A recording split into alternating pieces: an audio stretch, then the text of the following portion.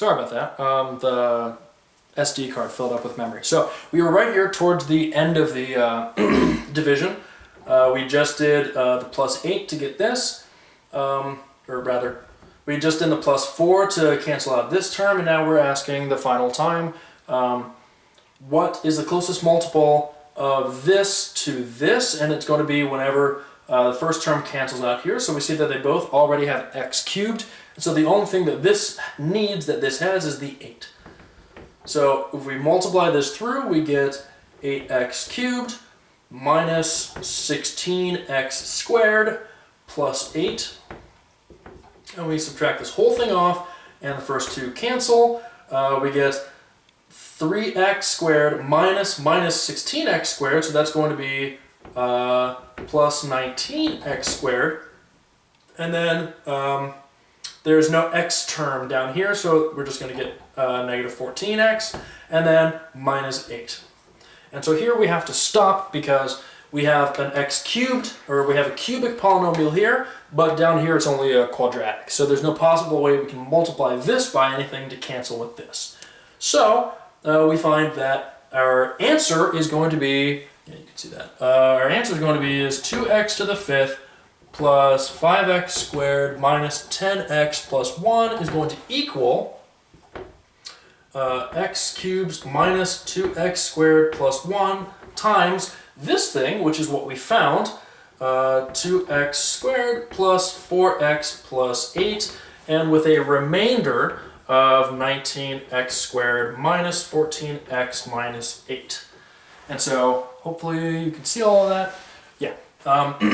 This is the way most of the homework questions are phrased, is they give you two things and they ask for the remainder, or they ask for whatever this polynomial is, or what have you. But the point is, this is how to do synthetic division. And I find that while I don't use polynomials for most of my life, I do actually wind up using this more often than I thought I would. So that was sort of a nice little rundown with a couple of examples of synthetic division.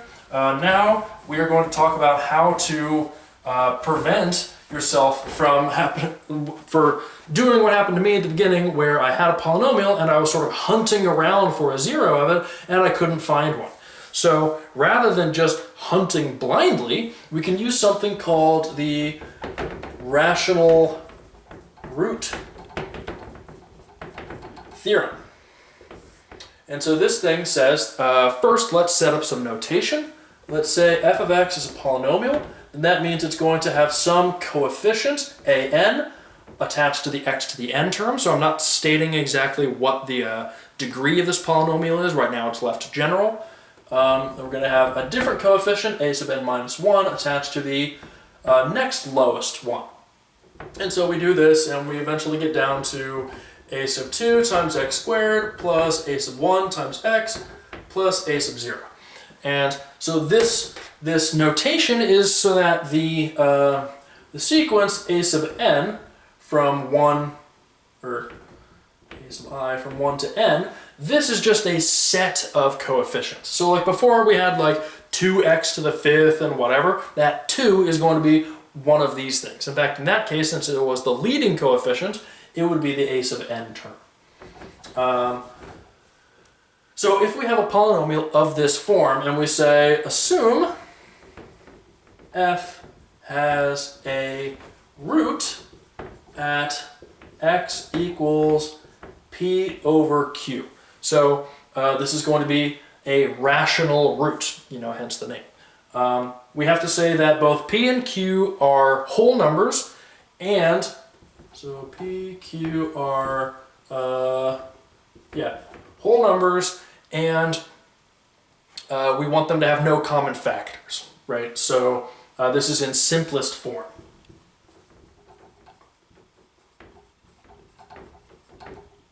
And so if this is true, if f does have a rational root, then you can look in the book to find a sort of derivation of why this is true, but it turns out that then p has to divide, which is what this symbol means, the constant term, and q has to divide the leading term. So yeah, you can look in the book to see why that happens. It's not a super lengthy derivation, but it's also not a really important one either to use this theorem. So this means that if f has any rational roots, which includes whole number roots, because all whole numbers are the ratio of itself over 1, if this has any integer roots or rational roots, then they have to be in the form p over q in simplest form, and p has to divide the constant of the polynomial, and q has to divide the leading coefficient of the polynomial. So this dramatically limits the number of numbers that you have to sort of guess around in blindly. This will generate a finite list of numbers, which after we check all of those, we will know 100% certainly that this polynomial has no rational roots, or all of the rational roots that we found are the only ones, and so the other ones have to be using square roots or some kind of weird other thing. So let's use this. I wish I could remember the polynomial I started with, that cubic one that I wound up abandoning, but let's just come up with another one. So let's say f of x equals 3x cubed minus 2x squared plus 12x minus 10. Okay, so if f of p over q equals 0, then p has to divide the constant term, which in this case is negative 10, and q has to divide the leading one, which is 3. So we can just start listing factors, and then we can combine them in p over q to generate a set of rational numbers that we have to check. So we can start with here. If p divides negative 10, then that means p has to be one of the factors of negative 10. So p could be 1, negative 1, 2, negative 2, 5, negative 5, 10, or negative 10, because all of these numbers divide negative 10. Then we do the same thing for q. In this case, we find that 3 is a prime number, so it doesn't have any factors other than 1 and itself. However, we also have to deal with the negative cases, because 3 divided by negative 3 is negative 1. So it's a whole number, and thus it's divisible by negative 3. So it's kind of obvious that we have to use negatives in the case of negative 10, but even when you have a positive number, you still have to consider the negative factors. So we get the list. Q has to be 1, negative 1, 3, or negative 3. And now I can know, because of this theorem, that if f has any such p over q, it has to be some combination of this over that. So we can start enumerating them. We can have plus or minus 1 over 1, so it's just 1. You can also have 2 over 1, so plus or minus 2. You can also have plus or minus 5 over 1, so plus minus 5. You can also have 10 over 1, so we also get plus minus 10. Now we move on to where all the denominators are 3.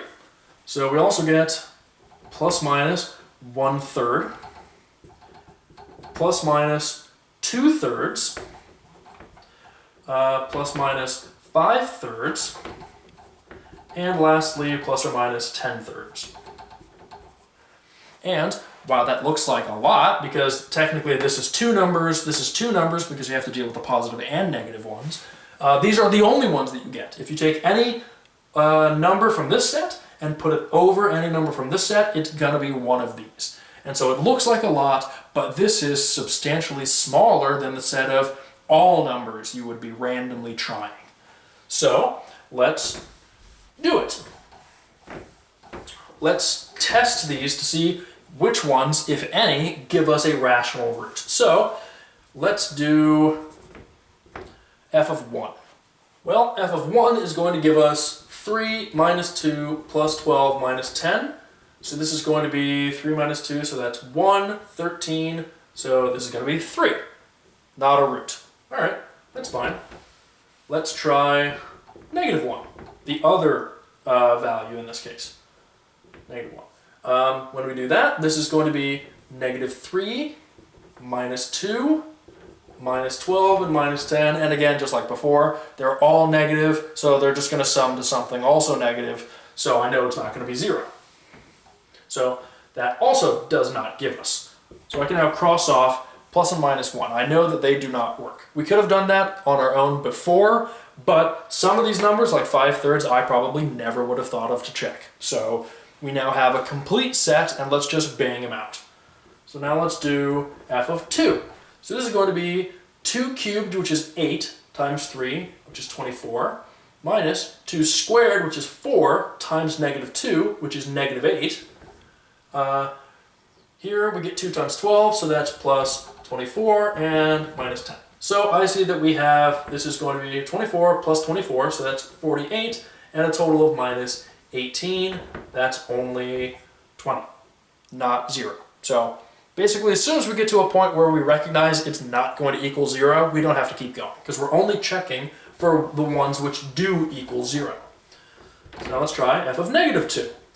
Negative 2 cubed is negative 8, times 3 is negative 24. Negative 2 squared is positive 4, times negative 2 is negative 8. Negative 2 times 12 is negative 24, and minus 10. Again, they're all negative, so I know they can't sum to 0. And I know these are not going to give us any roots. Let's go through the other ones. So f of 5, this is going to be 5 cubed, which is 125, times 3. I don't know what that is off the top of my head. 5, 1, 6, 7, 3. Okay, so that's 375, and then 5 squared is 25, times 2 is 50, so negative is going to be negative 50. 12 times 5 is 60, and minus 10. So I can see that the two negative terms don't even come close to canceling out the positive 375. So I don't even have to do any math to figure out that that's not going to work. Next, we do it for negative 5. This is just going to wind up being negative 375 minus 50. So yeah, still minus 50. This is going to be minus 60 and minus 10. So everything's negative, not going to equal 0. Not the case. I'm going to go out on a limb and say it's also not going to be true for 10 or negative 10, because negative 10 is going to do the same thing. It's going to give us all negative numbers. And for positive 10, we're going to get 3,000 and then some change. And that's definitely not going to cancel out with that. So I can say pretty confidently it's not going to be any of these numbers in the top row. So now let's try for some of these. Let's do f of 1/3. Now 1/3 cubed is 1 over 27. Times 3 is going to be 3 over 27, which is going to be 1/9. 1/3 squared is going to be 1/9 times negative 2, so this is negative 2/9.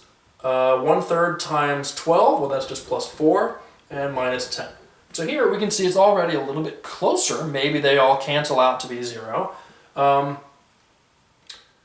Yeah, but we can see that the two positive terms combined don't even equal the one negative term. So there's no possible way the negative 2/9 is going to help us. So I can see that that's not going to be 0. Do negative 1/3, this is going to be, well, negative 1/3 cubed is negative 1 over 27, so this is going to be negative 1/9. Negative 1/3 cubed is positive 1/9, so we still get negative 2/9. Negative 1/3 is going to give us negative 4, and then negative 10. So pretty much for any of these, we don't have to check the negative version, because it just so happens that whenever we plug in a negative into this equation, it's always going to turn all of the terms negative, and so they can't equal 0. So that's neat. I wouldn't have normally thought of that unless I'd been doing all this testing. So I don't even have to check any of the negative versions. So I can just cross all the negative ones off, and then immediately cuts down the remainder by half. And I know that it doesn't work for negative 1/3 or positive 1/3. So now we only have 3 more to check. Let's just keep going.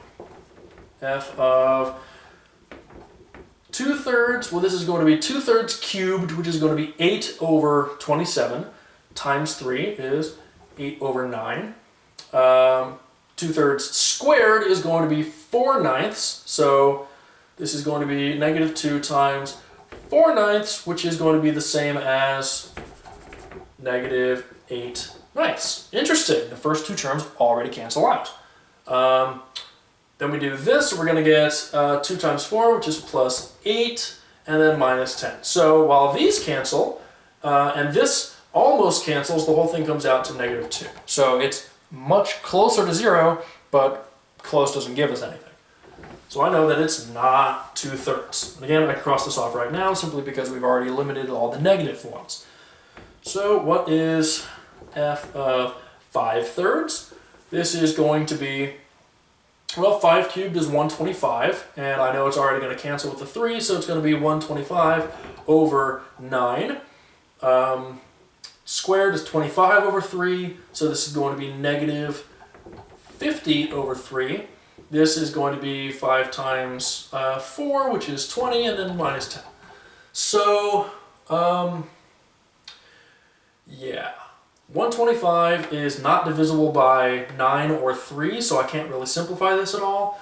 And rather than go through the common denominators to get all this so that we could really clear it out, I'm just going to go ahead and assume that it's not going to work. Just by looking at it, I kind of get the impression that it's not going to work.